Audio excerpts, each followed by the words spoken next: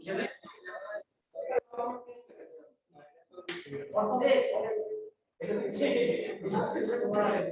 हुआ था संडे को। सर टेस्ट के नंबर आ गए, जरा बच्चों से पूछना मेरे कितने आए हैं। मेरे टॉप है तो टॉप है। क्या है 225 नहीं क्या नाम है 225 सर कोई का रिजल्ट कहां है? अरे सर हमारे वाले में आया है यार, उस ग्रुप में मैं भी तो हूं। मैं तो आज मिल जाए मैं तो ऑनलाइन कोई सुनना वो सुनना है मैं भाई कह रहा हूं यार, मैथ में कोई नहीं है। ये रखा है यार, दूसरे वाले में हो सकता है मुझसे डिलीट हो गया हो। सही बात है। अब ना नहीं है यार, क्या कर रही हो? जेडी जेडी है ना तुम्हारे ग्रुप का नाम? जेडी में तो कोई वो नहीं है। अच्छा एक और ग्रुप बना दो जेडी मैथ्स करके। सर हाँ बच्चे ग्रुप में भेज रहे हैं, मुझे नहीं पता कैसा रिजल्ट है, मैं देख ये इनको पता होगा, इन पे नहीं आया अभी। आ गया। ये भेज तो रहे हैं, कहाँ पे भेज रहे हो? कोई बात नहीं, देख लेना, भेज देंगे। वो टेस्ट तो आधे बच्चों ने पढ़ा था, नहीं पढ़ा था है। चलो स्टार्ट करते हैं। अरे सुन लो चालू करते हैं। पहले पे चालू। चलो ये रिजल्ट से निकलो जल्दी से, चैप्टर खत्म करना है, बहुत आसान चैप्टर खत्म है। अरे वो एक टेस्ट है जिंदगी नहीं देगा। नहीं सर बता रहा है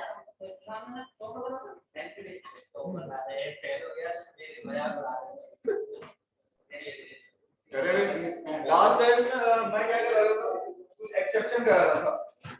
लास्ट क्लास में मैं कुछ इंपॉर्टेंट एक्सेप्शन करा रहा था। आओ दिनेश, गुड मॉर्निंग। तो मैंने लेंथ एंड हाइट कॉन्ट्रैक्शन लिखवाया था, ठीक है? और आप लोगों ने कहा था कि दोबारा मुझे समझाना है।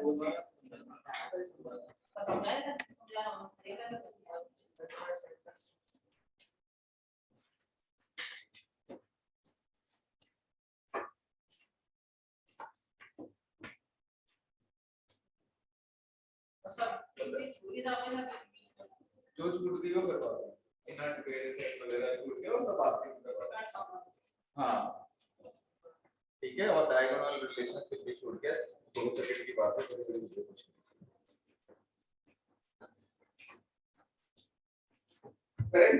लास्ट में आप लोगों ने कर देखो होता क्या है, हम लोगों ने पढ़ा हुआ है, दिख रहा है ना? हम लोगों ने नीचे पढ़ा कि नीचे तरफ जाते हुए ग्रुप में क्या होता है, साइज बढ़ता है। तो हमें मिलना क्या चाहिए था, 3D से बड़ा होना चाहिए था 4D, 4D से 5D, ये बड़ा होना चाहिए था। क्लियर है बात? ठीक है, लेकिन लेंथ एंड हाइट सर्कमफरेंस के कारण हमें जो मिलता है 3D उससे बड़ा 4D और ये लगभग 5D,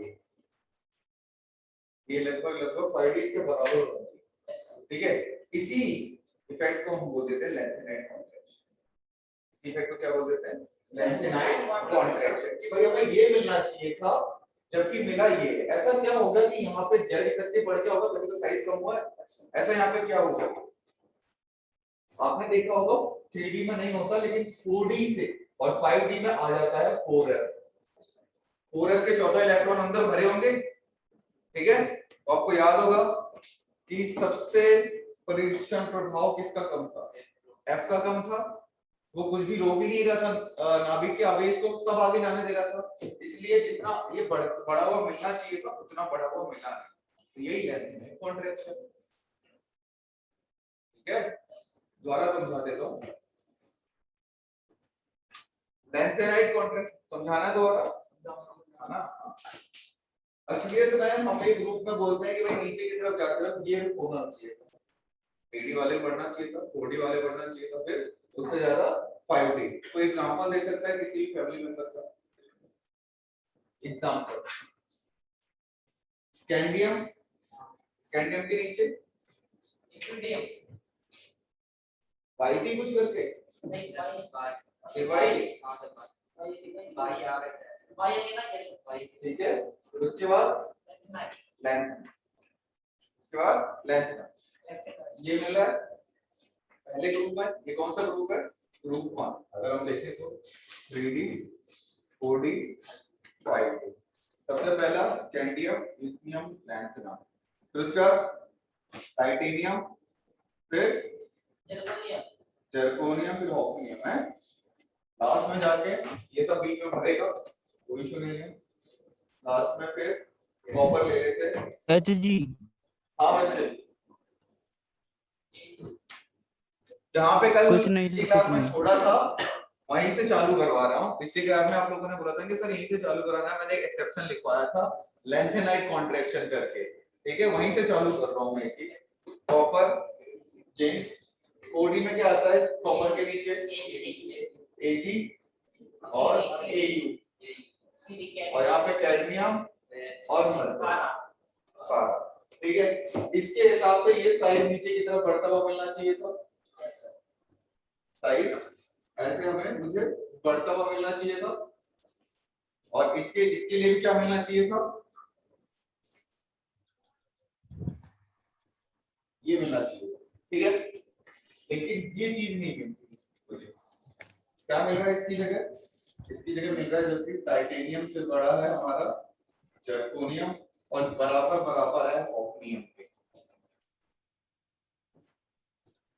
बस इसका रीजन देना है कि क्या रीजन है, तो इसके रीजन में लिख देना हमें क्या, due to lanthanoid contraction, lanthanoid संकुचन के कारण हॉफनियम का साइज जितना बड़ा हुआ मिलना चाहिए था उतना बड़ा हुआ नहीं मिला।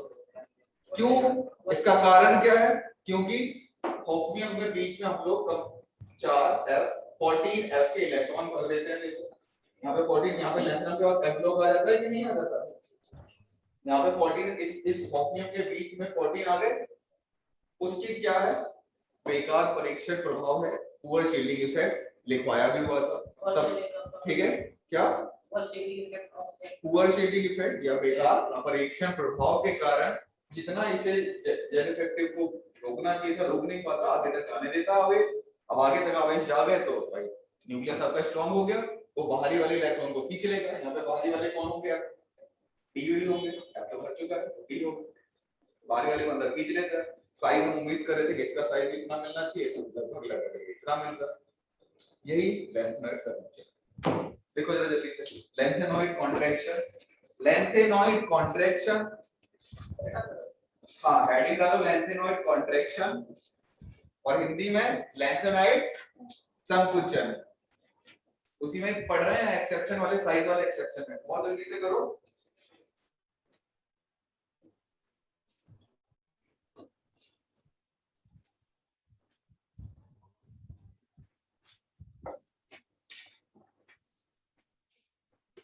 देखो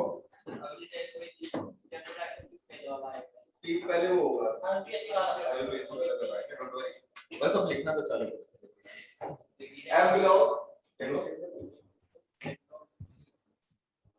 एफ ब्लॉक के बेकार परीक्षण प्रभाव के कारण, बेकार पुअर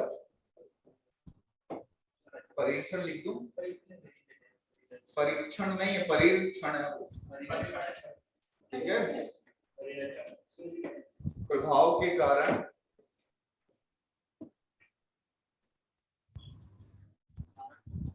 OD और 5D का साइज लगभग लगभग बराबर मिलता है, लगभग बराबर, कुछ नहीं बदलता। सर रिपीट करना है। हाँ, एफ ब्लॉक के बेकार परीक्षण प्रभाव के कारण, एफ ब्लॉक के बेकार परीक्षण प्रभाव के कारण, एफ ब्लॉक के बेकार परीक्षण प्रभाव के कारण 4D और 5D का साइज आकार लगभग लगभग बराबर। हम उम्मीद कर रहे थे इसकी, मिला हमें। तो याद रखना ये प्रभाव कहां से चालू हो रहा है? ऑफ्नियम से। कहां से चालू हो रहा है? ऑफ्नियम से। प्रभाव ऑफ्नियम से लेकर कहां तक चालू होता है? 12 तक, ठीक है। 12 क्या, अभी तो 2 और भी पढ़ा हूं, वहां तक भी चला जाता है, ठीक है। इसका इतना स्ट्रॉन्ग इफेक्ट होता है। तो अगर आपको कोई पूछे यहाँ पे साइज, यहाँ पे नॉर्मल रहेगा, क्योंकि यहाँ पे एफ जो कॉन्ट्रैक्शन नहीं आया है, इसमें आया है, इसके अंदर में आया। इसे मैंने आपने देखा होगा, इसका जो मैंने ऐसी का ऐसी लिखा है, लेकिन दूसरे वाले के लिए मैंने ये लिख दिया है। फिर तो जल्दी से दो, एक ये उतार दो और एक ये उतार दो। अब ठीक है, अब समझ में आ गया है।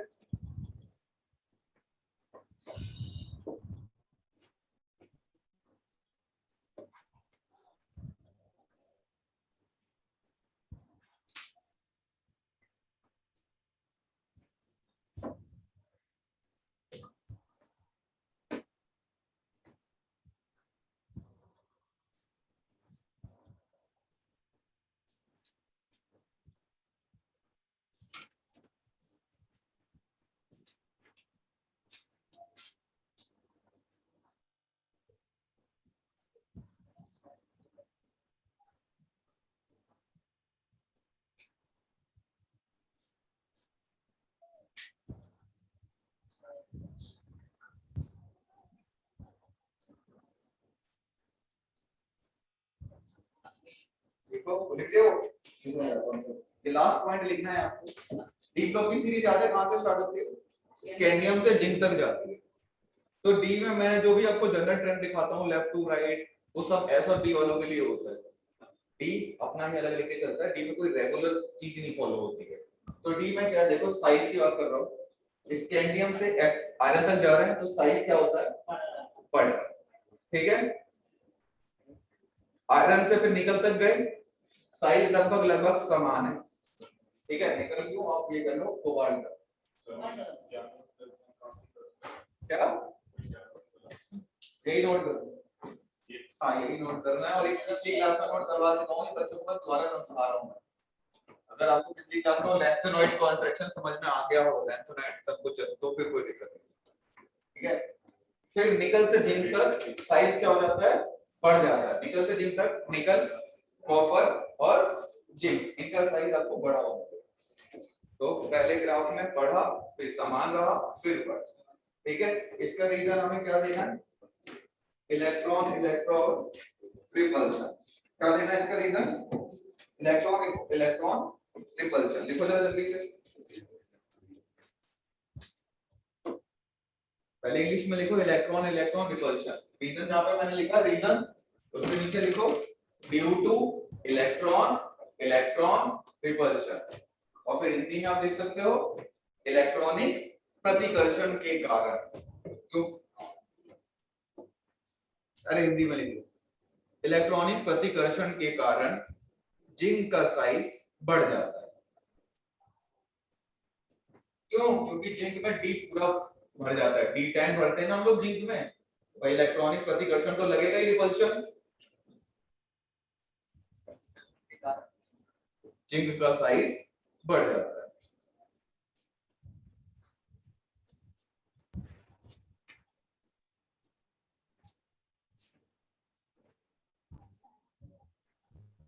मैंने इस वालों के एक्सेप्शन आपको करा दिए हैं, जितना आना था। डी ब्लॉक का क्वेश्चन आपसे पूछा जाता है। अच्छा, डी ब्लॉक का एक एल्यूमिनियम वाला क्वेश्चन करा दिया था क्या मैंने आपको?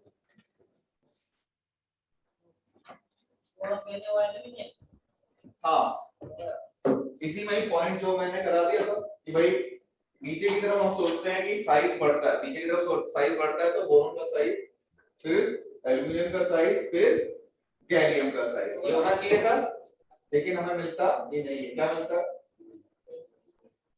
ये करवा दिया था मैंने। क्या रीजन था इसका? डी ब्लॉक आ जाता है इसमें, यहाँ पे डी ब्लॉक भर दिया जाता है सर डी ब्लॉक के कारण। हाँ, इसमें वही बेकार परीक्षण प्रभाव, किसका? डी ब्लॉक का बेकार परीक्षण प्रभाव के कारण। आयोनिक रेडियस, आयोनिक, ये बहुत इंपॉर्टेंट है, क्वेश्चन यहाँ से बनता है। ठीक है, हाँ सर, इससे बहुत क्वेश्चन आए हैं सर बुकलेट में। गैलियम का बड़ा होना चाहिए भाई साहब, जिंक का क्यों बड़ा होगा? आगे तरफ बढ़ रहे हैं ना, फिर तो नॉर्मल ट्रेंड आ रहा है। हाँ सर, इससे बहुत सारे क्वेश्चन आए हैं। तब आप एक इलेक्ट्रॉन किसी से लेते हैं या फिर देते हैं, तो आपके ऊपर पॉजिटिव या फिर नेगेटिव चार्ज आ जाता है, उसी को कहते हैं आयन। कितने टाइप के होते हैं? कैटायन दो टाइप के सर। और एनायन, धनायन और ऋणायन, ठीक है। धनायन और ऋणायन आप दोनों तरफ लिख लेना। सबसे पहले हेडिंग डाल दो यहाँ पे ए, कैटायन के बारे में, कैटायनिक रेडियस की, रेडियस हम कैटायन की पढ़े, ठीक है। अब कैटायनिक रेडियस, अब आप सोचो कैटायनिक रेडियस में पहले हम सोडियम, सोडियम में कितने इलेक्ट्रॉन है 11, उसका एक इलेक्ट्रॉन में निकाल दूं, अब उसमें कितने बचे 10 बचे, ठीक है। 10 बचे तो इसका मतलब जेब बढ़ जाएगा 1s2 2s2 2p6 3s1, sodium positive, एक इलेक्ट्रॉन इसने ले लिया, तो 1s2 2s2 2p6, आखिरी इलेक्ट्रॉन किस में आ रहा है 2 में, मतलब दूसरे कलम में आखिरी इलेक्ट्रॉन किस में आ रहा है 3 में, तो साइज बढ़ गया या घट गया,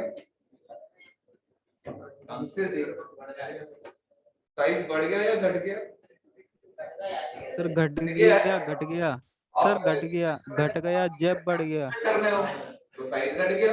हेलो सर, हाँ बच्चे बोलो। सर साइज घट गया क्योंकि जेब बढ़ गया, हाँ ठीक है, जेब बढ़ गया सर इसलिए साइज घट गया। कोई बात नहीं। अब यहाँ पे इलेक्ट्रॉन कितने इसमें 11, प्रोटॉन कितने 11, यहाँ पे इलेक्ट्रॉन कितने 10, प्रोटॉन कितने 11, पहले 11 प्रोटॉन 11 इलेक्ट्रॉन को संभाल रहे थे, अब 11 प्रोटॉन 10 इलेक्ट्रॉन को संभाल रहे हैं, तो अच्छी तरीके से बांध के रख लेंगे, अच्छी तरीके से खींच लेंगे, ठीक है। तो आपको क्या लिखना है कैटायन में कि हमेशा m का साइज m प्लस वालों से बड़ा होता है, हमेशा m का साइज m प्लस वालों से बड़ा होता है। क्या रीजन लिखना है, रीजन वही कि m प्लस में z इफेक्टिव बढ़ जाता है और साइज कम हो जाता है। अब z इफेक्टिव क्यों बढ़ जाता है, जस्ट रीजन यही आपके सामने है। क्या बच्चे, प्रोटॉन, तुम तो सही मेरी बात, क्योंकि प्रोटॉन आप हिंदी में लिख सकते हो अपना कि z इफेक्टिव बढ़ने का कारण कि प्रोटॉन की मात्रा समान रहती है और इलेक्ट्रॉन कम हो जाता है, जिसके कारण नाभिकीय आवेश आपका बढ़ जाता है। लिखो फिर, सो के डायरेक्ट आ गए हो ना, कोई बात नहीं, क्या दिक्कत है, स्टूडेंट लाइफ में ये नहीं करेंगे तो क्या करेंगे, लेकिन पता चल जाना इस बेसिक, फिर तो और नेगेटिव है क्योंकि आप ऐसे ही लग रहे हो कि सो गया सभी, मतलब लाइक एक मुंह बिना धोए उठ के आ गया, फिर तो सही से नहीं,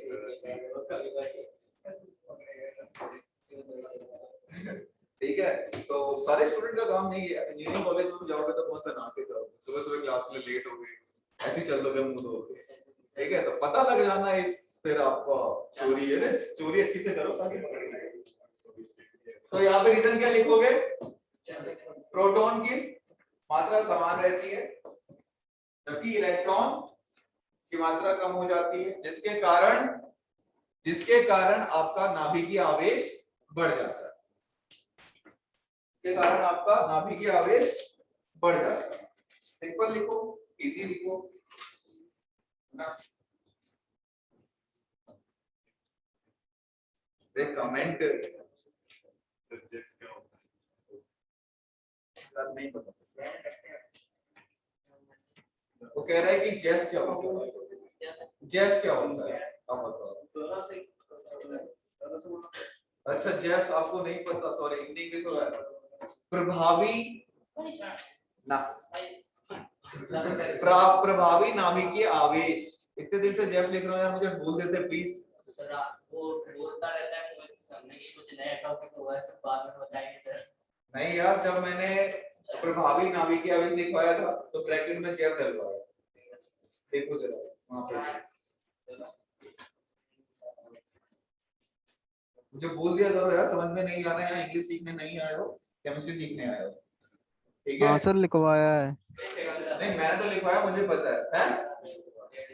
हाँ तो क्या लिखा उसमें जेड इफेक्टिव में? यार हिंदी में लिखा है प्रभावी, वो भी बोल रहा है, देखो प्रभावी नाभिकीय प्रभाव। किसने? आवेश। लिख लो, अब लिख लो यार, प्रभावी नाभिकीय। आवेश आवेश। हाँ तो नहीं, प्रभावी नाभिकीय आवेश अभी भी बोल रहा हूँ, हैं? क्या कह रहे हो? अच्छा अरे यार, प्रोटॉन की मात्रा समान रहती है, जिससे प्रभावी नाभिकीय आवेश, बढ़ जाता है और आकार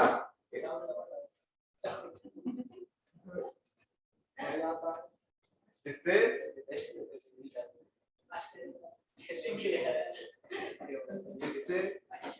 आकार घट जाता है।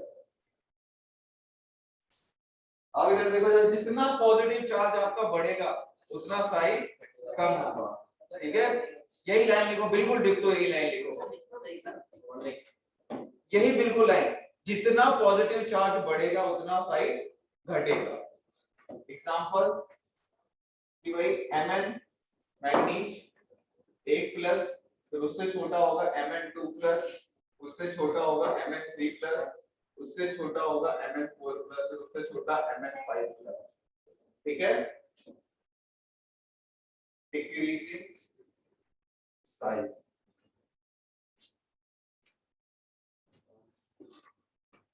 क्लास में आपको हो गया, ये दोबारा मत होने देना, ये जेफ जैसी छोटी छोटी चीजें जो ना है तो तुरंत पूछ लेना। मैं फिर से कह रहा हूँ, यहाँ इंग्लिश सीखने नहीं आएंगे, केमिस्ट्री सीखने आएंगे। और यार मतलब फिर तो जेफ के बिना तो पूरी अब तक 2 दिन की कहानी बेकार चल गई, तुम क्या कर रहे हो? तो फिर ठीक है, एक होता है नाभिकीय आवेश, उस दिन मैंने 2 लिखवाया था। हाँ तो नाभिकीय आवेश को सिर्फ जेड बोलते हैं, लेकिन प्रभावी के एक्चुअल में मुझे जो फील हो रहा है, लगा तो मैं 10 मार तो 10 रहा हूँ, लेकिन मेरे हाथ कमजोर पड़ रहे हैं, 4 ही महसूस हो रहे हैं, तो वो प्रभावी पंच है। अब वही करना पड़ेगा, फिर वो डाइजेस्ट भी तो होना चाहिए, फिर जिम में कहेगा ज्वाइन करने के लिए। कौन बेटा, सही बात है, मम्मी ने टाइम पे नहीं पिलाया यार, होता ही है, अभी टाइम पे पिलानी चाहिए, अब खुशी लगना, बॉडी में बुढ़ापा आ गया, ठीक है? इसमें जो रूल नॉर्मल जो साइज के होते हैं डाउन द ग्रुप, वो वाले रूल फॉलो होंगे, नॉर्मल वाले, ठीक है?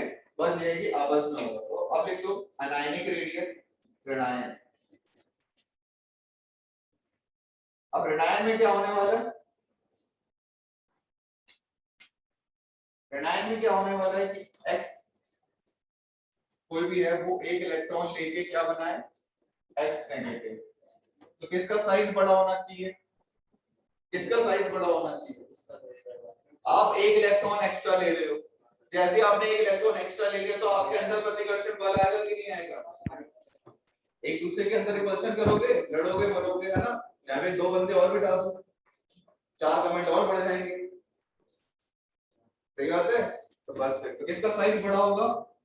x नेगेटिव का, x से। फिर वही कहानी,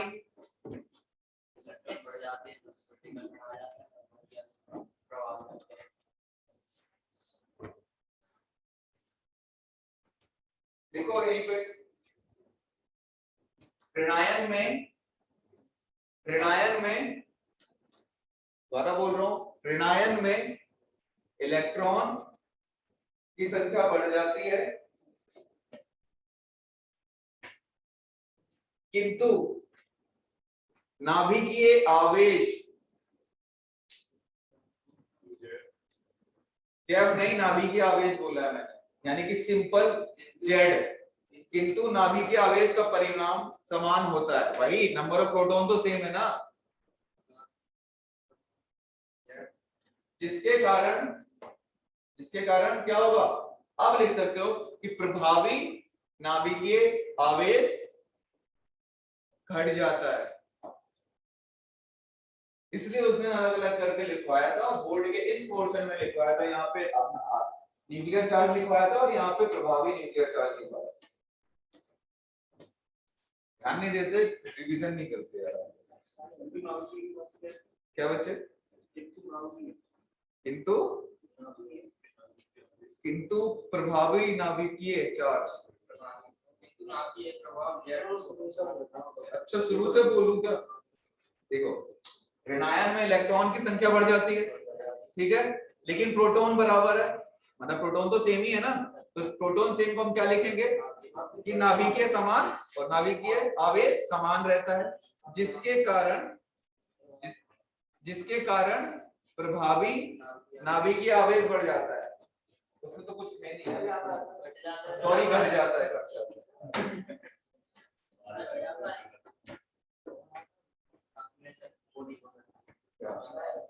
अच्छा क्षमा प्राप्ति नहीं यार, इस समय क्षमा प्राप्ति नहीं। एक्चुअली मैं लाइन बोल रहा हूँ और मुझे गलत समझ गया, तो मेरा ध्यान उस पर चला गया।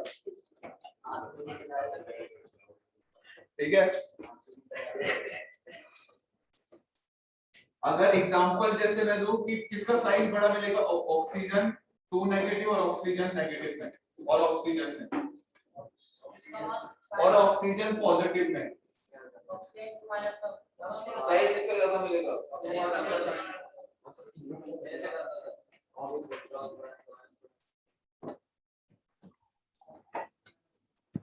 Sir oxygen 2 negative. ले तुझे नींद की जरूरत है, सच्ची मजाक नहीं कर रहा हूँ, मैं नहीं कर रहा, आप में से किसी को नहीं, मैं मजाक नहीं कर रहा। कैसे लोग, मैं तो अपने टीचर से ले लेता हूँ।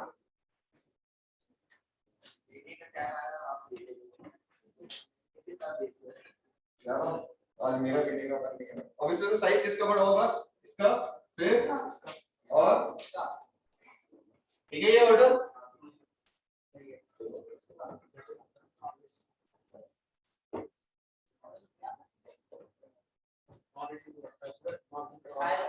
अरे लिख तो लिख यार, जल्दी किसी को ही लिख दो हमारे।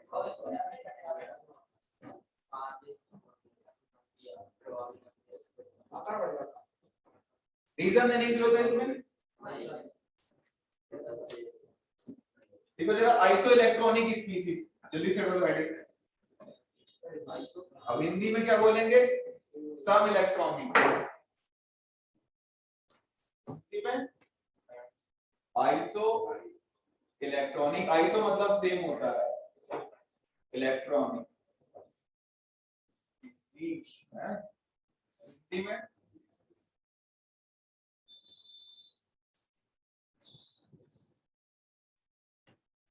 सम इलेक्ट्रॉनिक आयंस। क्या होते हैं सम इलेक्ट्रॉनिक? समा है ना। अब एग्जांपल के तौर पे अगर मैं दूं जैसे 2 सेकंड ऑर्बिटल वाले, सेकंड ऑर्बिटल वाले जैसे कि कौन सी? Oxygen family. कौन कौन से कहां से स्टार्ट होता है?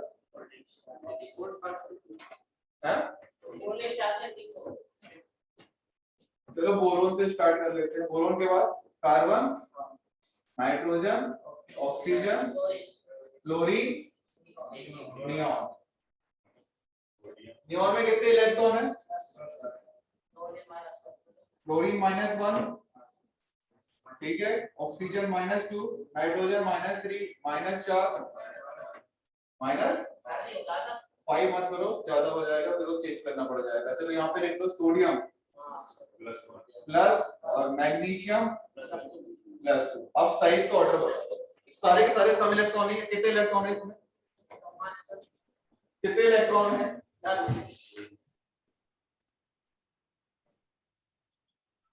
सर मैग्नीशियम का साइज सबसे ज्यादा होगा। चलो ये मत लिखो, ऐसे लिखो। अरे कुछ बताना। सर नियॉन का पता नहीं, पर मैग्नीशियम का सबसे बड़ा होगा। कार्बन में Z की वैल्यू कितनी है? एटॉमिक नंबर या number of proton? 6 upon, sorry 6 और अपॉन इलेक्ट्रॉन कितने? 6 मैं नहीं बोल रहा यार, 100 11 बोलते हैं ना। हाँ तो भी आ गया यार, उनकी प्रोनाउंसिएशन ऐसी है। 10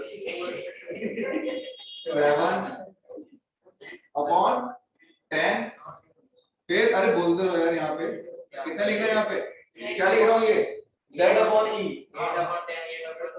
8/10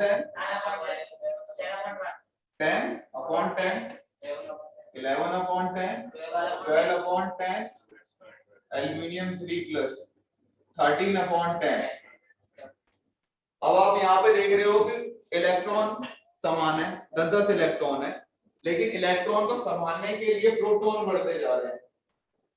Z का मतलब प्रोटॉन, प्रोटॉन बढ़ते जा रहे हैं, तो भाई इलेक्ट्रॉन 10 ही है, प्रोटॉन बढ़ाते जा रहे हो, तो अच्छी सी खींच लेंगे वो लोग अंदर की तरफ, सही।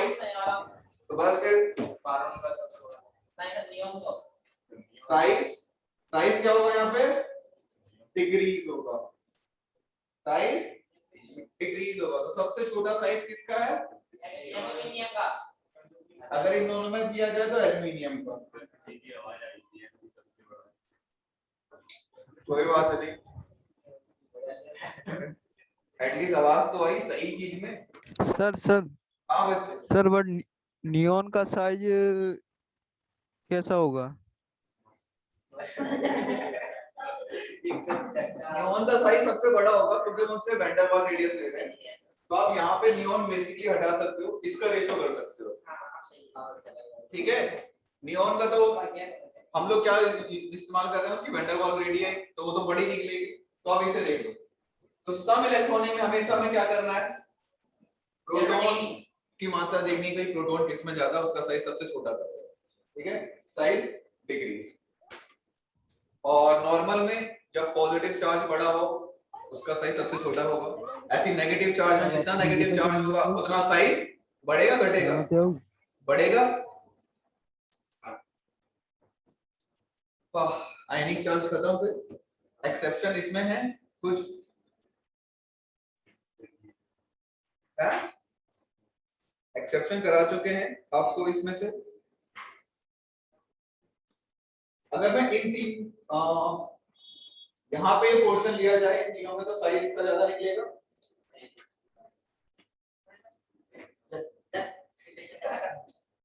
क्या सर, अरे यार उल्टा पूछ रहे, मैंने अभी ऐसे लिखा है, मैंने ऐसे पूछ दिया साइज किसका बड़ा होगा, N3 का बड़ा होगा।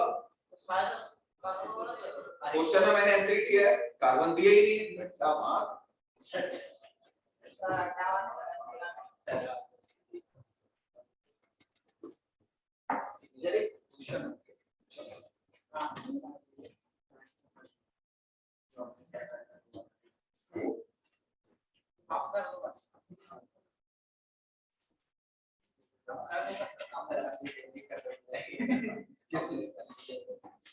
क्यों वैल्यू क्यों बताऊं मुझे,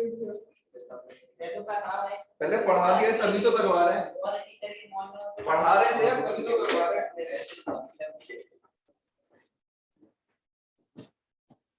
यार तुम्हारे सामने वैल्यू बढ़ा के घटा के मतलब क्या है, मेरा काम है पढ़ाना।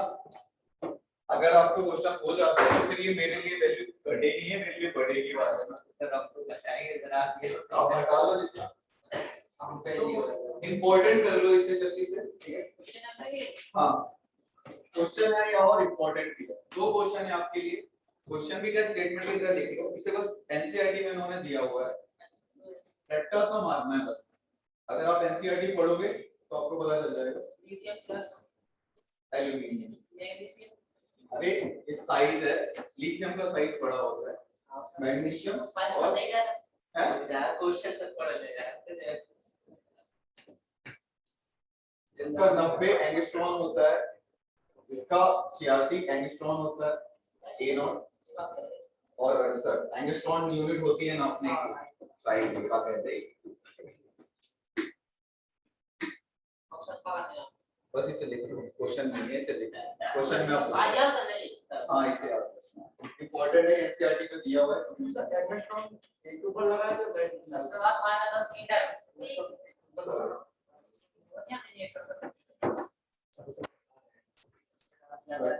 Negative, oxygen 2 negative, chlorine 2 negative, chlorine 2 negative. इनका ऑर्डर डिसाइड कर दो जल्दी से, 86 इनका ऑर्डर जल्दी से बता दो।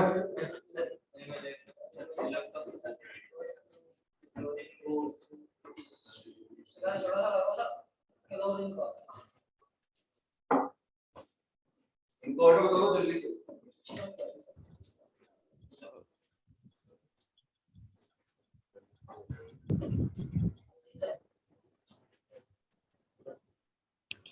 सब क्लोरीन ऑक्सीजन क्लोरीन सल्फर। पहले O फिर F फिर Cl फिर S। सबसे बड़ा साइज किसका होगा? चलो इंक्रीजिंग ऑर्डर में लिख दो। सर सल्फर का थोड़ा बोलो। सल्फर का O सर सबसे बड़ा साइज सल्फर का है O फ्लोरीन। हाँ सर, चलो फिर और हाँ सर, क्लोरीन, सर O के बाद F फिर Cl फिर S। एक आंसर आया फ्लोरीन, क्लोरीन क्लोरीन फिर S। ऑक्सीजन ऑक्सीजन आएगा। फिर सल्फर। नहीं सर ये सही नहीं है। क्या होता? O फिर F फिर Cl फिर यहाँ पे फ्लोरीन ऑक्सीजन O2 फिर F F नेगेटिव, फिर Cl Cl नेगेटिव, फिर S। S2 नेगेटिव, है ना? यही तो आंसर रेडी क्यों आपका पक्ष कुछ रखना चाहेंगे? हाँ भाई सर सर हाँ बताओ सर सर नहीं आगे के दो चेंज कर दो सर। क्या बच्चे आगे के दो चेंज कर दूं? हाँ Cl की जगह S फिर Cl फिर S। ये वाले में आगे के दो चेंज कर दूं? नो सर नो ये वाले ये वाले में वाली क्या है? ये देखना है। अरे सर नीचे वाले के दो नीचे वाले के दो। बताओ भाई। हाँ सर, चेंज कर दे सर। फ्लोरीन के बाद ऑक्सीजन। सर भाई यहाँ ऑप्शन सबसे पहले कोई क्या लिखना बताओ? एक यहाँ एक को है। चुप। अरे जो उसकी सुन ले तुम्हारी सुन ली आंसर जब तुमसे पूछ रहा था उस सर हेलो सर हाँ फ्लोरीन के बाद ऑक्सीजन के बाद फ्लोरीन सबसे पहले, क्लोरीन के बाद उसके बाद ऑक्सीजन, फिर उसके बाद क्लोरीन उसके बाद सल्फर। सर मेरे वाले में चेंज करो सर Cl की जगह S सर फिर Cl Cl। करोड़पति खेल रहे हैं क्या? नौकरी में नहीं किया मैंने। हो गया वो ऑटोमेटिकली है। सर 300 सही है। एक एग्जाम देखा है, सर 300 सही है। टाइम खत्म हो गया और आपने मार्क फॉर रिव्यू भी नहीं करा है, तब वो ऑटोमेटिक सबमिट हो जाएगा जो आपने करा है। अब इधर नालायक को देखो, सबसे पहले ये सब एटॉमिक नंबर अलग है, सब में इलेक्ट्रॉन अलग है। क्लोरीन में कितने इलेक्ट्रॉन है? 10 इलेक्ट्रॉन। क्लोरीन में 18 इलेक्ट्रॉन, ऑक्सीजन में 10 इलेक्ट्रॉन, इसमें 18 इलेक्ट्रॉन। तो सबसे पहले क्या बैलेंस करोगे? सबसे पहले किसका रिलेशन निकालोगे? जो आइसो इलेक्ट्रॉनिक होते हैं। आइसो इलेक्ट्रॉनिक कौन कौन है? 18 वाले और सल्फर वाले में।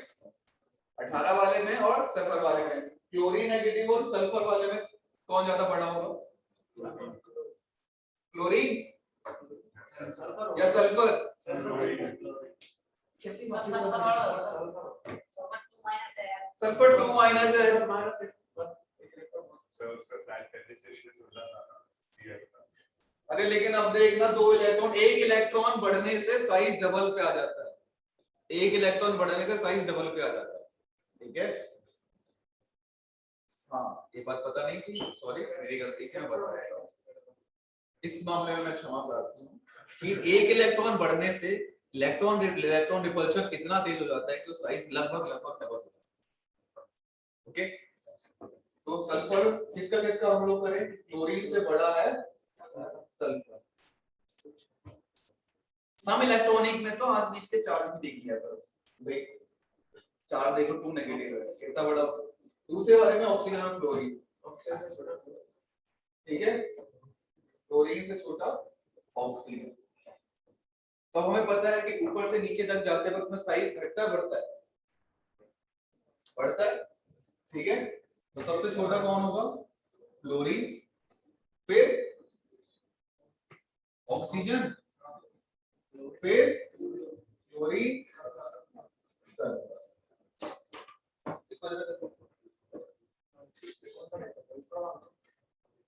कौन सा सही हुआ?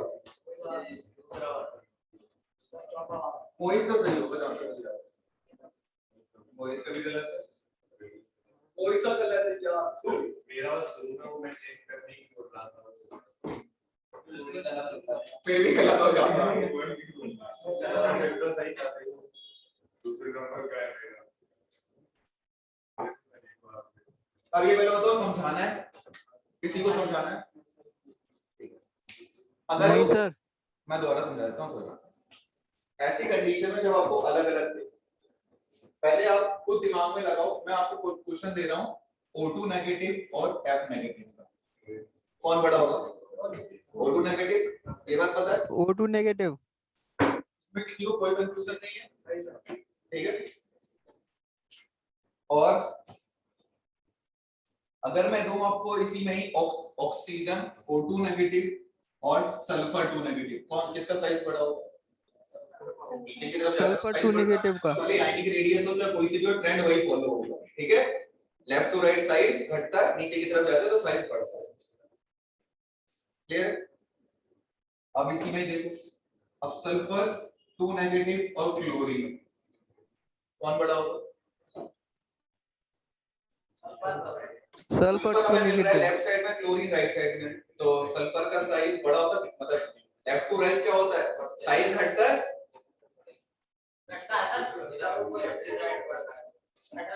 ऑक्सीजन सल्फर क्लोरीन क्लोरीन, तब यहाँ जाते हैं तो साइज घटता है, नीचे जाते हैं तो साइज बढ़ता है। तो सल्फर से क्लोरीन जा रहा हूं तो साइज घटना चाहिए। और वैसे भी एक के ऊपर नेगेटिव का एक चार्ज है, एक के ऊपर 2 नेगेटिव का चार्ज है, तो साइज बढ़ गया। अब ऑर्डर पे लगाना है। अब इसमें से ऑर्डर देखो, ओवरऑल सबको हमको क्या पता चला कि सल्फर सबसे बड़ा है, फिर ऑक्सीजन सल्फर से छोटा है और फ्लोरीन सबसे छोटा है, फ्लोरीन सबसे छोटा, फिर O2 क्या हो गया,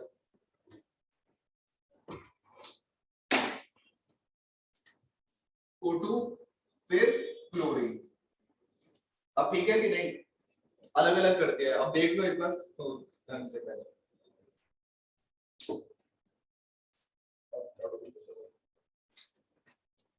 इस तरीके से मैं बताओ,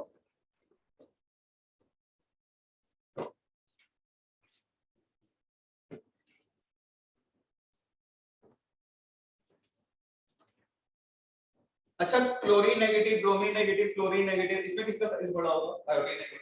सर नीचे की तरफ जाते हैं तो साइज बढ़ेगा, ट्रेंड वही फॉलो होगा, कोई इशू नहीं है ना। वो खत्म करें आयनिक रेडियस, ये साइज बढ़ते क्रम में है, याद रखना बढ़ते क्रम में।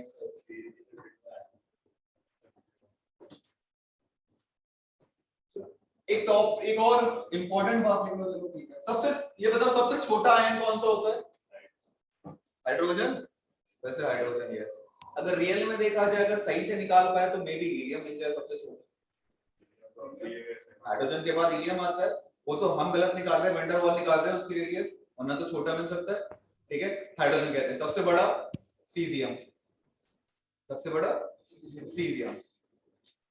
सबसे छोटा आयन, सबसे छोटा ion H+। Sir fluorine. Ion positive charge, ion sorry, सबसे छोटा आयन पॉजिटिव सर क्या होगा? सीजियम। सर सीजियम सर सबसे बड़ा होगा सीजियम सबसे बड़ा होगा। मैं सबसे छोटे के पूछ रहा हूं, सबसे छोटा आयन H+। अच्छा ये वाले बताओ, आप कितना मानते हो कि ये H नेगेटिव का साइज क्या होना चाहिए? Sir hello sir. हाँ सर सीजियम सबसे बड़ा क्यों है? सबसे नीचे मिलता है और हमें पता है कि लेफ्ट टू राइट साइज बढ़ता है, और सीजियम सबसे लेफ्ट में और सबसे नीचे मिल रहा है, तो सीजियम सबसे बड़ा है। नहीं सर, फ्रांसियम होता है ना सबसे नीचे तो। अरे यार वो रेडियो एक्टिव है भाई साहब, उसकी ज्यादा नहीं पढ़ते हैं रेडियो एक्टिविटी की चीजें, नहीं जो नॉर्मल ट्रेंड फॉलो करवाते हैं हम लोग, ठीक है? अब ये बताओ जल्दी से, H नेगेटिव का साइज आपको क्या लगता है कितना होना चाहिए?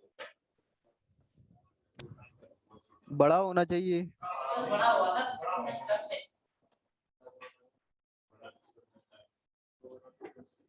ब्रोमीन नेगेटिव तक पहुंच जाता। ब्रोमीन कौन से ग्रुप का मेंबर है? पीरियड टेबल में देख के बताओ। Halogen. Halogen sir 17 halogen. Bromine में 5 6 7 6 5 5 वैल्यू क्या है 6 6 में 6 50 56 चौथे में n की वैल्यू चौथे में, ठीक है, n की वैल्यू 4 में आती है। अब सोचो कहां हाइड्रोजन n की वैल्यू 1 वाला और इस पे एक इलेक्ट्रॉन बढ़ते ही ब्रोमीन आता है, तो इसे इंपॉर्टेंट करके डाल दो जल्दी से कि H नेगेटिव का साइज जैसे उस पे एक इलेक्ट्रॉन हम लोग ऐड करते हैं इतना प्रतिकर्षण लगता है इलेक्ट्रॉन इलेक्ट्रॉन के बीच में कि हाइड्रोजन फूल के को बड़ा हो जाता है। सोचो ब्रोमीन के साइज के बराबर आ रहा है, क्यों हो रहा है? सर n क्या पूछे सर n अरे पीरियड नंबर पूछ रहा था मैं, जो टेबल होता है ये पीरियोडिक टेबल, किसके लास्ट इलेक्ट्रॉन किस पीरियड में आएंगे, 1 में जाएंगे, 2 में जाएंगे, 3 में जाएंगे, 4 में जाएंगे, इससे साइज का कंपैरिजन करा सकते हैं कि हाइड्रोजन आपका n की वैल्यू 1 में आता है 1s1, ठीक है, जबकि ब्रोमीन है वो 4 पीरियड पे चला जाता है, यानी कि 4s पे चला जाएगा, 4p पे चला जाएगा, ठीक है, तो ये बता रहा था जस्ट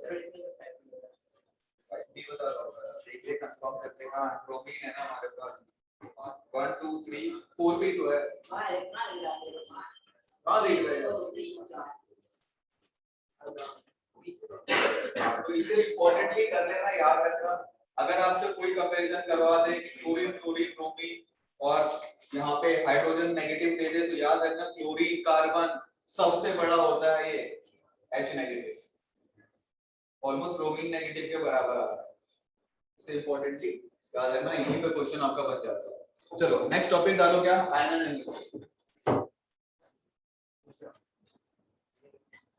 आयनाइजेशन एनर्जी, और हिंदी में आयनन ऊर्जा, आयनन ऊर्जा, जल्दी से हेडिंग करो जल्दी से, आयनन ऊर्जा,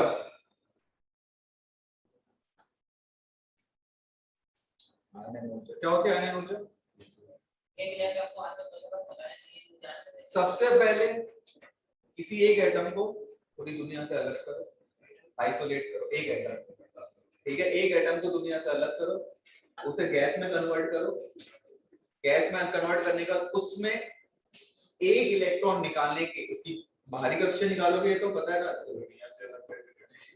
आइसोलेटेड एटम डेफिनेशन में मिलेगा, बताऊंगा क्यों अलग करना है।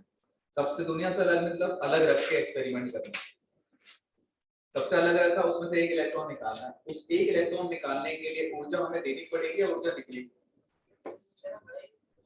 ऊर्जा देनी पड़ेगी क्योंकि भाई न्यूक्लियस तो उसे बांध के बैठा हुआ है, हमें न्यूक्लियस से उसे छुड़ाना है तो ऊर्जा देनी पड़ेगी, ठीक है, इस ऊर्जा को आयनन ऊर्जा कहते हैं। और अब क्योंकि मैंने क्यों वर्ड बोला है कि दुनिया से अलग कर दो, मानो कि कोई इतना सा आयरन का टुकड़ा है, उसमें बहुत सारे एटम है,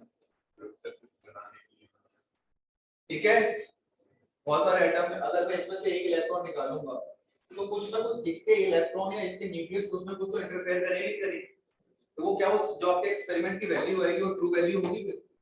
नहीं होगी ना, क्या तभी तो फिर एक सच्ची वैल्यू निकालने के लिए हमें इसे पूरी दुनिया से अलग करना होता है, ताकि सिर्फ यही है, जैसे हम बोलते हैं ना किसी भी एक्सपेरिमेंट को वैक्यूम में कर रहे हैं या कुछ भी कर रहे हैं तो अलग कर रहे हैं, तो डेफिनेशन उसके लिए बनाएंगे, तो लिखो जरा डेफिनेशन जल्दी से। ऊर्जा की वह आवश्यक मात्रा, ऊर्जा की वह आवश्यक मात्रा जो तत्व ऊर्जा की वह आवश्यक मात्रा जो तत्व के एक विलगित गैसीय परमाणु, विलगित गैसीय परमाणु, इसी को लिखना है इंग्लिश में तो ब्रैकेट में डाल लो आइसोलेटेड गैसियस एटम, वही जो दुनिया से अलग करने वाली बात कर रहा था। सर एक बार फिर से बोलो। हाँ, ऊर्जा की वह आवश्यक मात्रा जो उस तत्व के एक विलगित गैसीय परमाणु से इलेक्ट्रॉन निकालकर धनायन बनाने के लिए आवश्यक होती है, उसे आयनन ऊर्जा कहते हैं।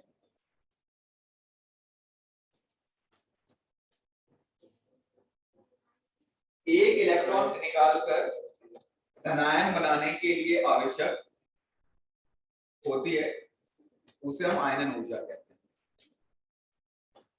मैटर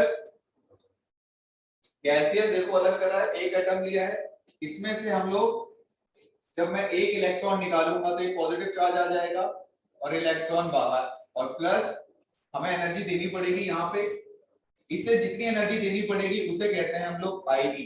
क्या कहते हैं? Ionisation energy. अगर एक बार में एक इलेक्ट्रॉन निकालता हूं तो फर्स्ट आयनाइजेशन एनर्जी कहलाएगी। ये सब आप बेसिक पढ़ चुके हो शायद पहले भी। अगर मैं दूसरा इलेक्ट्रॉन इससे निकालता हूं तो इस पे कितना चार्ज आ जाएगा? 2 पॉजिटिव का और एक इलेक्ट्रॉन और बाहर जाएगा, जो एनर्जी हमें देनी पड़ेगी वो I2 कहलाएगी। ऐसी तीसरा इलेक्ट्रॉन निकालूंगा तो I3 कहलाएगी, चौथा इलेक्ट्रॉन निकालूंगा तो I4 कहलाएगी। अब आप सोचो इसमें से इलेक्ट्रॉन निकालना और इसमें, हाँ इस यही बना, इसमें से इलेक्ट्रॉन निकालना और इसमें से इलेक्ट्रॉन निकालना, किसमें दिक्कत आपको ज्यादा आएगी? ऊपर वाले में, नीचे वाले में क्यों नहीं आएगी?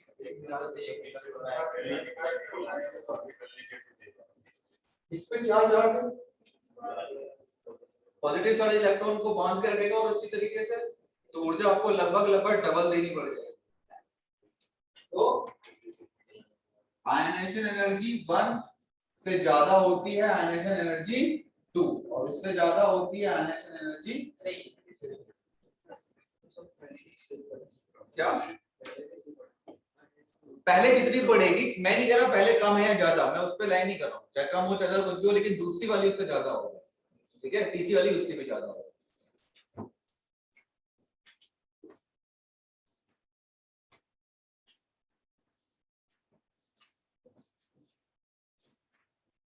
अच्छा ये बताओ, थर्मोडायनेमिक्स में, थर्मोडायनेमिक्स समझते हो? थर्मोडायनेमिक्स सब जानते हो? क्या कहते हैं थर्मोडायनेमिक्स? ऊष्मप्रवैगिकी।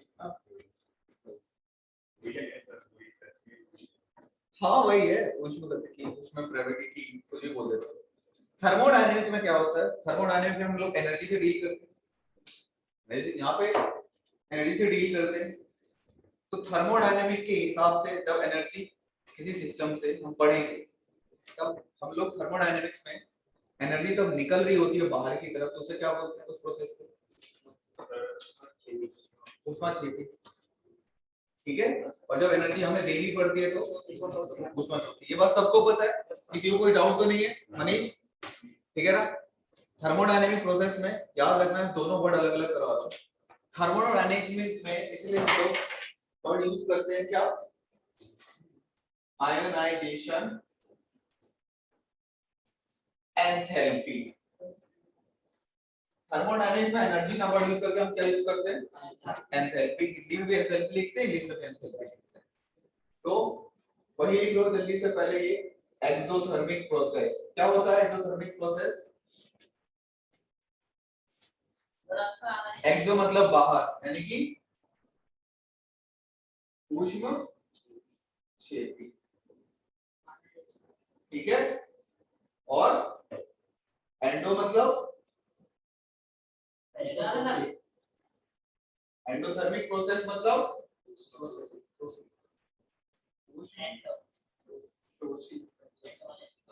ठीक है। तो आप बताओ उसमें थर्मोडायनामिक के हिसाब से आयनाइजेशन एनर्जी नेगेटिव में आनी चाहिए, पॉजिटिव में आनी चाहिए? आयनाइजेशन एनर्जी कोई सी भी, क्या लिखूं मैं यहाँ पे? ठीक है। तो आयनाइजेशन एंथैल्पी को हम दिखाते हैं कैसे, देख लो जरा जल्दी से। Delta H I,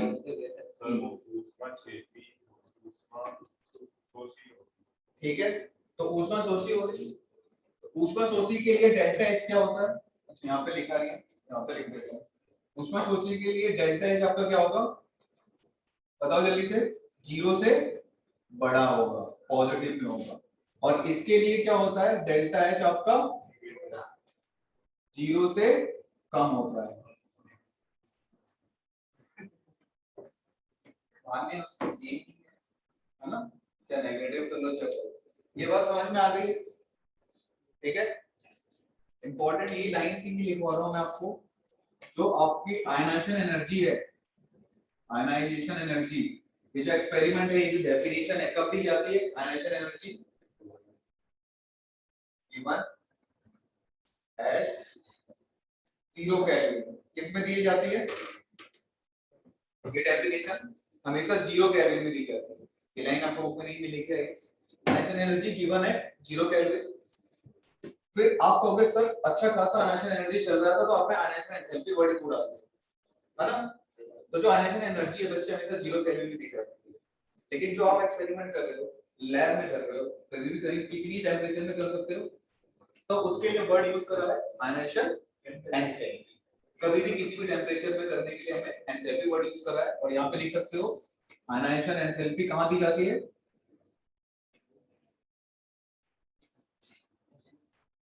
given at any temperature, किसी भी तापमान में आप देख सकते हैं, किसी भी तापमान में हम देख सकते हैं। तो इसका रिलेशन क्या होता है डेल्टा एच आई ई का, कौन बताएगा? ये आपको एनसीईआरटी में कभी भी मेंस में और उसमें एज इट इज पूछ सकता है कि भाई रिलेशन, चार ऑप्शन दे किस चीज से दिखाना। डेल्टा आई ई एच का एंथैल्पी का और आयनाइजेशन एनर्जी का रिलेशन है आपके पास आयनाइजेशन एनर्जी, ठीक है, plus 5/2 R T plus 5/2 R T. अब आर टी क्या मैं बता देता हूं, ये आपको पता है ये क्या है, आयनाइजेशन एंथैल्पी। ये क्या है, ये क्या है, आयनाइजेशन एनर्जी। और ये 5/r क्या है, गैस कांस्टेंट, सुना है कभी? और टी टेम्परेचर किसमें होना चाहिए, केल्विन। ये एज इट इज मैं बता रहा हूं, छापना है, समझ लो, लेकिन ये रिलेशन याद रखना है। एनसीईआरटी में लाइन गिवन है तो आपको कभी भी पूछ सकता है, फिर मत कहना कि सर ने ऐसा कुछ बताया ही नहीं करे।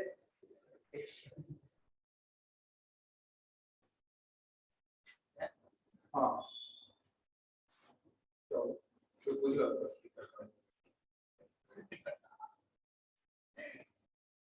अगर जब किसी का रिलेशन बिठाते हैं हम लोग, किसी का जब रिलेशन बिठाते हैं तो दोनों यूनिट बराबर रखना।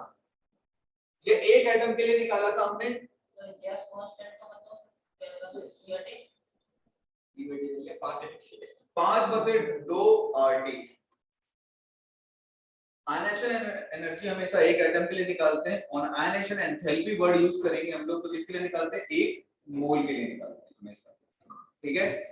बस ये रिलेशन याद रखना। और जो पीरियोडिक टेबल हम लोग ट्रेंड पढ़ते हैं, left to right, top to bottom, वो चाहे कुछ भी वर्ड यूज कर लो, आयनाइजेशन एंथैल्पी यूज कर लो या आयनाइजेशन एनर्जी यूज कर लो, ट्रेंड सेम होने वाला है। ये कुछ पेज पे पेपर रिलेशन क्या होगा साइड में यार मुद्दा ये है क्योंकि आप लोग एनसीईआरटी पढ़ते नहीं, ठीक है। ऐसे बोलते हैं लोग मोटिवेशन की चीजें देगा मैं इसलिए ये बुक नहीं दे रहा तो 100 रुपए की एनसीईआरटी आती है, हाफ रेट है 50 की मिलती है। 120 रुपए एनसीईआरटी में एमआरपी लिखा होगा, मैक्स टू मैक्स 150 रुपए की एनसीईआरटी होगी। सरकारी एनसीईआरटी ही होती है। पसंद है हमें ऐसे पूरा एमपी वाली अलग ऐसा वो एक ही है एमपी वाली क्यों ले रहे हो, एनसीईआरटी लो। मेरे ख्याल से मुझे लगता है सबसे महंगी एनसीईआरटी की बुक जो है वो 200 रुपए की है, सबसे महंगी 200 रुपए। और स्टेशनरी में जाओ सेकंड हैंड बुक मांगो जाके, एनसीईआरटी लो सेकंड हैंड।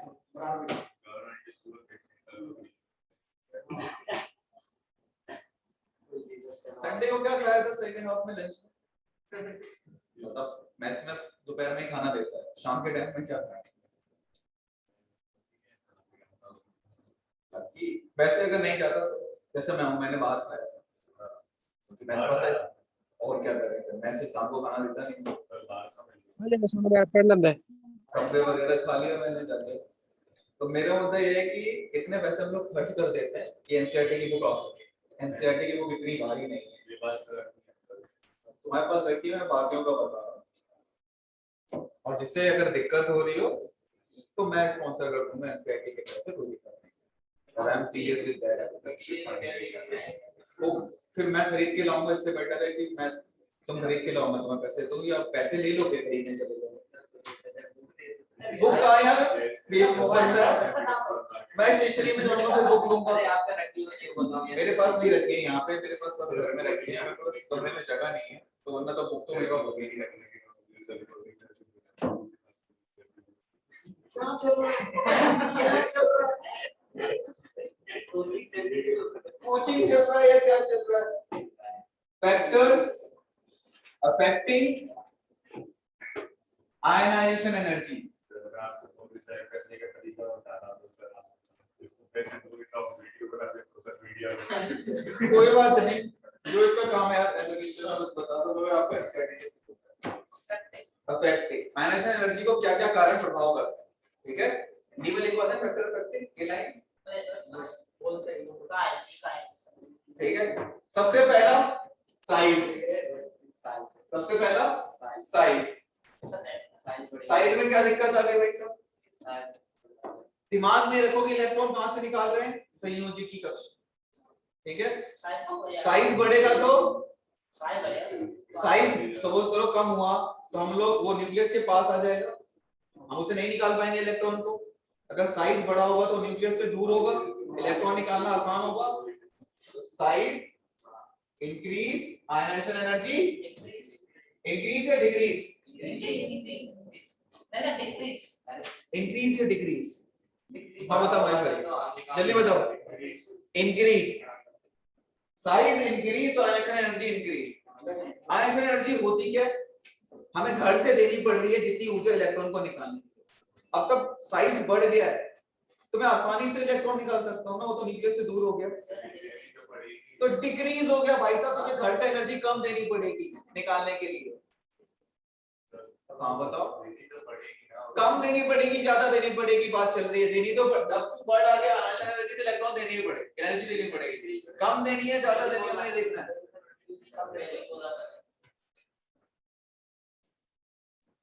फिर से बता रहा हूँ, जेड इफेक्टिव हिंदी में लिख लो, प्रभावी न्यूक्लियर आवेश। नीचे ही डबल लिखा है। हाँ ये जे के नीचे लिखा हुआ है यार, अब ठीक है? वो बोर्ड में बड़ा लिखना पड़ रहा है ताकि उन्हें बच्चों को। जेड इफेक्टिव, जैसे ही साइज क्या होगा, जेड इफेक्टिव बढ़ेगा, नहीं बढ़ेगी, देनी पड़ेगी यार साइज एक दूसरे का रिलेशन है, तब साइज बढ़ता है तो जेड इफेक्टिव कम होता है। तो मैं साइज बढ़ा रहा हूं तो आयनाइजेशन एनर्जी कम करा रहा हूं, तो जेड इफेक्टिव बढ़ा रहा हूं। जेड इफेक्टिव का मतलब क्या है? न्यूक्लियस स्ट्रांग हो गया, अच्छी तरीके से इलेक्ट्रॉन को खींच रहा है, तो उसको एनर्जी बोलते हैं। तो हमें और ताकत लगानी पड़ेगी इलेक्ट्रॉन को खींचने में। Z effective increase, ionisation energy increase, ionisation energy increase, ठीक है? Number 3, lanthanoid contraction.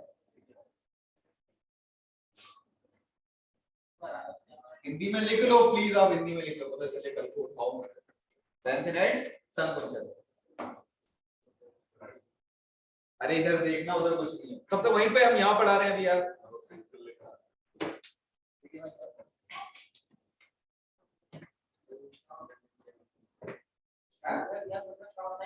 उस दिन बताया तो था यार, अभी बताया था 4D 3D F वाला, जेड इफेक्टिव बढ़ जाता है,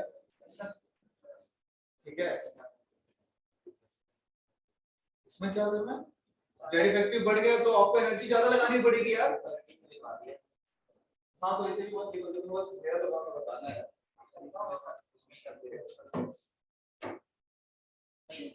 एक important, very very important special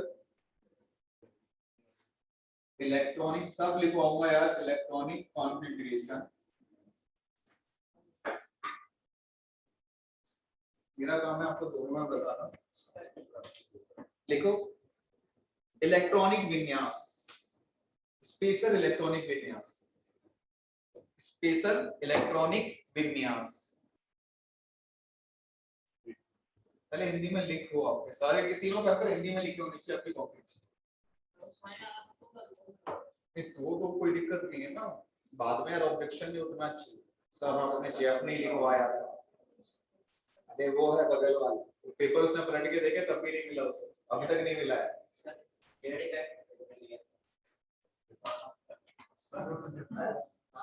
हाँ, स्पेशल इलेक्ट्रॉनिक विन्यास। अब यहाँ पे हमें लाइन लिखना है जो इंपॉर्टेंट थी कि जो हाफ फील्ड होते हैं और फुल फील्ड होते हैं, पता है हाफ फील्ड और फुल फील्ड उनमें क्या होता है, उनकी स्टेबिलिटी क्या होता है, वही बताएंगे आप। पहले लिख दो जरा जल्दी से लाइन। यदि एक परमाणु में अर्ध भरे, यदि एक परमाणु में अर्ध भरे वह पूर्णतः भरे, यदि एक परमाणु में अर्ध भरे वह पूर्णतः भरे हुए कक्षक हो तो, तीसरी में ही लिखना है, तीसरी में ही लिखना है। यदि एक परमाणु में अर्ध भरे, यदि एक परमाणु में अर्ध भरे वह पूर्णतः भरे हुए कक्षक हो तो, बुक्की की लाइन है, इस तरह के विन्यास अतिरिक्त स्थायित्व रखते हैं, एक्स्ट्रा स्टेबिलिटी है। विन्यास अतिरिक्त स्थायित्व रखते हैं, अतिरिक्त स्थायित्व को आप बोल सकते हो एक्स्ट्रा स्टेबिलिटी, ब्रैकेट में डाल दो, कुछ कुछ वर्ड आपको पता होना चाहिए, है ना। यही है, सच्ची कह रहा हूँ यही है, मजाक नहीं कर रहा यार मैं, ऐसे टर्म में मजाक नहीं करता, सच्ची कह रहा हूँ। इस टाइम के बाद इतना टाइम नहीं है, नोट्स पढ़ो, इसे पढ़ना पढ़ो, ठीक है, और इसके क्वेश्चन लगाओ, दैट्स इट, इतना काफी है यार आपके, सच्ची कह रहा हूँ। कोई बुक पढ़ने की जरूरत नहीं है। यदि एक परमाणु में अर्ध भरे हुए पूर्णतः भरे हुए कक्षक हो तो इस तरह के विन्यास अतिरिक्त स्थायित्व रखते हैं। कौन कौन से होते हैं? अर्ध भरे वाले को एग्जांपल बता दो। चलो कोई दिक्कत नहीं। क्रोमियम। अरे नालायक, नाइट्रोजन ही बोल देता, वो अर्ध भरा होता है, Np3। Example nitrogen 1s2 2s2 2p3, 1 2, ये देखो अर्ध भरे हैं ये, ठीक है। फुल भरे कौन से होते हैं? जिंक या फिर वो नोबल गैस वाले फुल भरे होते हैं, Mg अर्ध भरा है। हाँ हाँ करवाएंगे, Mg वाला भी अर्ध भरा है, बिल्कुल सही है। नंबर 4 लिखो जरा जल्दी से, 4 प्रभाव लिखने हैं, फिर एग्जांपल कराऊंगा जल्दी। ये लिख लिया था मैंने, समझने वाली बात करते हैं। ये जोक नहीं था यार, कैसे बात, ये तो हम लोगों ने आपस में फैमिली में नाम कर दिया है। अच्छा सॉरी, नंबर 4 लिखो जल्दी से।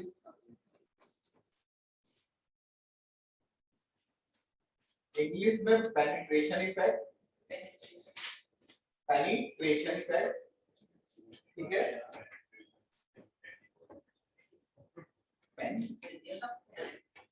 हिंदी में लिखो इलेक्ट्रॉन का भेदन प्रभाव, हिंदी में इलेक्ट्रॉन का भेदन प्रभाव। और ये हम कर चुके हैं एटॉमिक स्ट्रक्चर में, अगर किसी को याद हो पेनिट्रेशन इफेक्ट क्या होता है, भेदन प्रभाव। ये उसमें था ना, तो इलेक्ट्रॉन की नाभिक कोई हुई थी इस बार। हाँ बिल्कुल उसी में ही था। हाँ पेनिट्रेशन इफेक्ट पढ़ाया गया था, बोर के बाद आया होगा, क्योंकि रदरफोर्ड में हम एसपीडीएफ पढ़ते ही हैं, बोर पढ़ते हैं, ठीक है, बोर के बाद पढ़ते हैं। पेनिट्रेशन इफेक्ट ये होता है कि जो कक्षक न्यूक्लियस के पास कौन सा होता है, कौन सा कक्षक न्यूक्लियस के पास होता है, एस पास होता है, पी पास होता है, फिर उससे डी, फिर तो एस और पी में से जो ज्यादा पास होगा उससे ऊर्जा ज्यादा लगानी पड़ेगी। तो अगर कोई चीज एस में पड़ी है, 2s है, और कोई चीज 2p है, सपोज करो जैसे कि मैग्नीशियम मान लो, मैग्नीशियम का लास्ट इलेक्ट्रॉन किस में आएगा, 3s2, 3s2। अब मैग्नीशियम से पहले अच्छा सोडियम मान सकते हो या 3s1, कोई p ब्लॉक वाला मान लो एल्यूमिनियम, क्या आएगा 3p1, एक 3p1 है और एक 3s1 है, किसमें से इलेक्ट्रॉन निकालना मुश्किल होगा, एस वाले से, ठीक है, करवाएंगे डोंट वरी। इससे पेनिट्रेशन इफेक्ट होता है, लिख लो ये x कक्षक, लिखो जरा s कक्षक, s ऑर्बिटल, s कक्षक, कक्षक के इलेक्ट्रॉन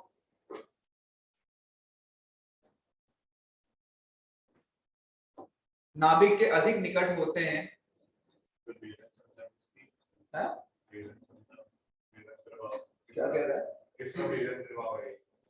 ये सभी का बता रहा हूँ, अभी इस लाइन को लिख लो। एस फोर्थ पॉइंट है, ये हमारे आयनाइजेशन एनर्जी का ही चल रहा है। ओह, इलेक्ट्रॉन का भेदन प्रभाव कितना पीछे चलता है यार। तो मैथ्स में भी एडमिशन नहीं हुआ तो इलेक्ट्रॉन का भेदन प्रभाव देखो जरा, एक्स कक्षा के इलेक्ट्रॉन नाभिक के अधिक निकट होते हैं, इसलिए पी कक्षा के इलेक्ट्रॉन की तुलना में, तो ना आए समझ में प्लीज पूछते रहना, मजाक के अलावा।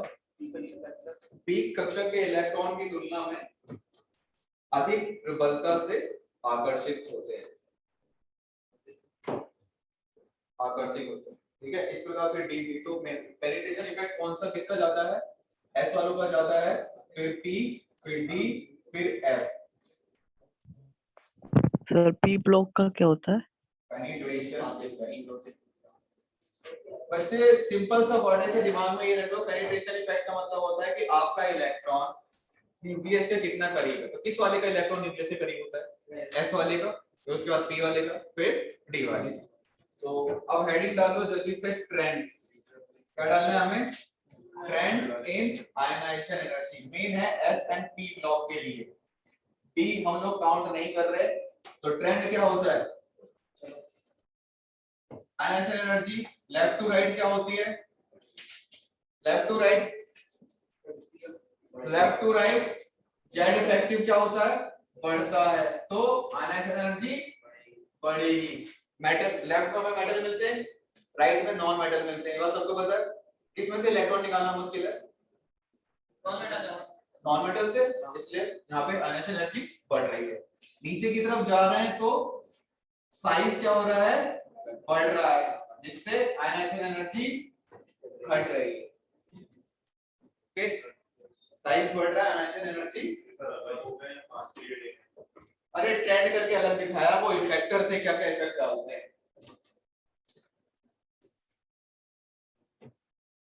इसे मिटा दें। आधा ध्यान कमेंट में ना लगा के पढ़ाई में लगा, तो अलग बैठा कर ही तेरी में तू बोलेगा।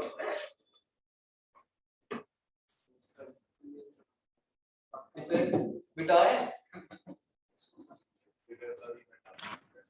सर एक बार फिर से आयनाइजेशन एनर्जी को समझा दीजिए। हाँ बच्चे बिल्कुल। आयनाइजेशन ऊर्जा देखो होती क्या है, हमें किसी भी एटम से उसके जो लास्ट शेल है, आखिरी घर है, संयोजी की घर जिसे बोलते हैं, उससे इलेक्ट्रॉन को निकालना है। अब इलेक्ट्रॉन को निकालने के लिए हमें जितनी ऊर्जा देनी पड़ेगी वो आयनाइजेशन एनर्जी होगी। और आप पूछ सकते हो ऊर्जा क्यों देनी पड़ेगी? क्योंकि न्यूक्लियस उसे बांध के रख रहा है, तो हमें उसके बराबर या उससे ज्यादा ऊर्जा लगानी पड़ेगी उससे खींचने के लिए। तो इसलिए आयनाइजेशन एनर्जी जो होती है वो हमेशा क्या होती है? पॉजिटिव में होती है। डेल्टा एच हमेशा किसमें होता है? पॉजिटिव में, क्योंकि हमें एनर्जी हमें लगानी पड़ती है। ठीक है बच्चे? ठीक है, ओके सर। तो ट्रेंड लिख दिया, left to right Z effective बढ़ रहा है, यानी प्रभावी न्यूक्लियर आवेश बढ़ रहा है, तो आयनाइजेशन एनर्जी बढ़ रही है। और साइज नीचे की तरफ जा रहे हैं हम, टॉप टू बॉटम लिख लो यहाँ पे, टॉप टू बॉटम। साइज क्या हो रहा है? बढ़ रहा है, तो बड़ा साइज हो रहा है, आपका आखिरी जो इलेक्ट्रॉन है वो न्यूक्लियस से दूर जाता जा रहा है, आसानी से इलेक्ट्रॉन निकाल सकते हैं। ठीक है, तो यहाँ पे ऑर्डर देखो, यहाँ पे सेकंड ऑर्बिटल पे देखो लिथियम से चालू होता है, लिथियम के बाद क्या आता है? लिथियम के बाद क्या आता है? अरे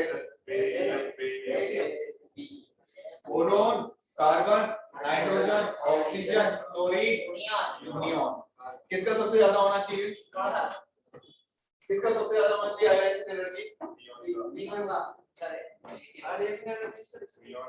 हमने पढ़ा ट्रेंड लेफ्ट टू राइट बढ़ रहा है, ये लेफ्ट टू राइट लिखा हुआ है, तो ऐसे होना चाहिए। ठीक है,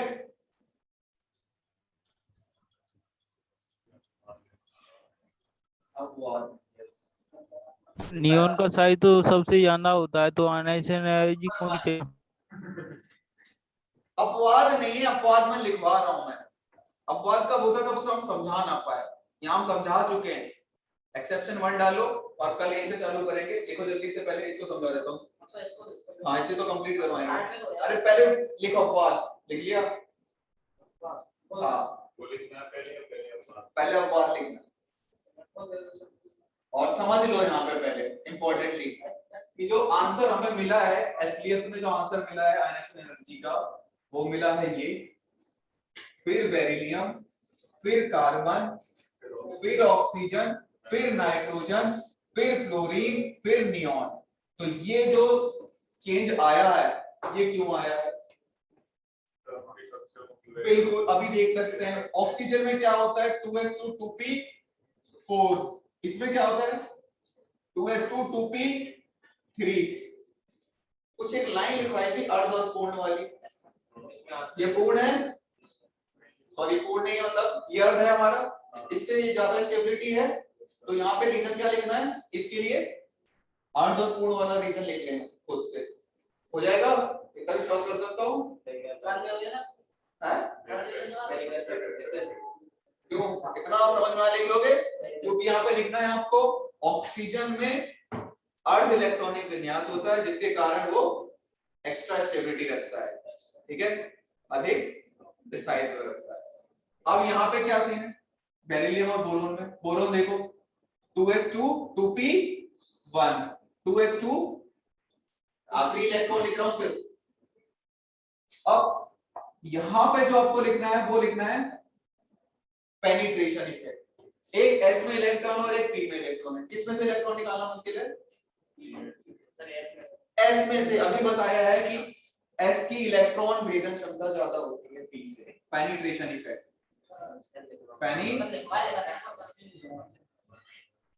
चलो फिर लिख लो, पहले तो ये आंसर लिखो। आंसर देखें सर, अभ्यास क्या है सबसे पहले आपको? हाँ तो पहले ये आंसर लिखो, फिर लिखो रीजन, यहाँ पे लिखो रीजन करके कारण डालो जल्दी। किसके लिए रीजन डालोगे? रीजन फॉर नाइट्रोजन,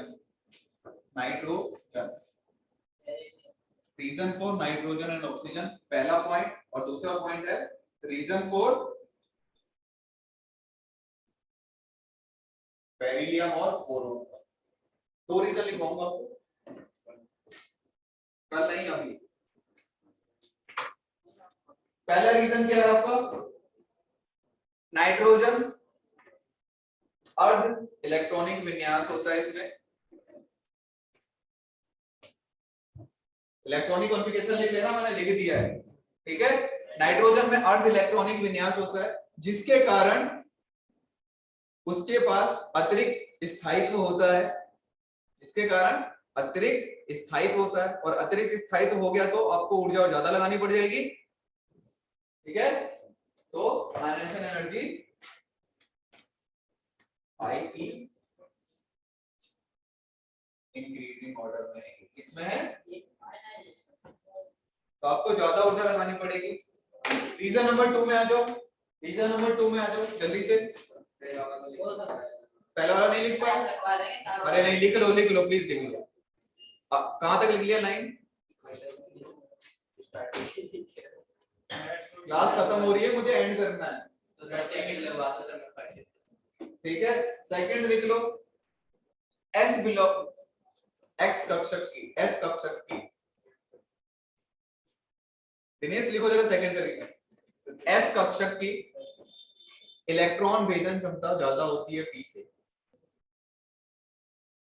s कक्षक की इलेक्ट्रॉन भेदन प्रभाव क्षमता को लिख सकते हो, इलेक्ट्रॉन भेदन प्रभाव ज्यादा होता है p से, ठीक है। फिर जिसके कारण हमें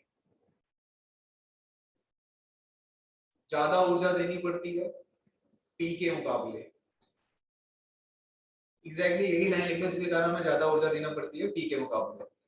सो इसलिए बेरिलियम की आयनेशन एनर्जी ज्यादा है, ठीक है। ऐसी ठीक इसके नीचे भी आ जाएगा। इसके नीचे फैमिली में कौन है? सोडियम। सोडियम वाली लाइन के लिए भी आप यही कर सकते हो, सोडियम वाली लाइन के लिए भी आप यही कर सकते हो। ना है तो प्लीज आप लोग समझ लेना, अदरवाइज मैं कल समझा दूंगा। बस ज्यादा ऊर्जा देना पड़ती है भाई साहब, तो ज्यादा ऊर्जा ही लिख रहे हैं हम यहाँ पे। चलो फिर आगे समझ में। रोहित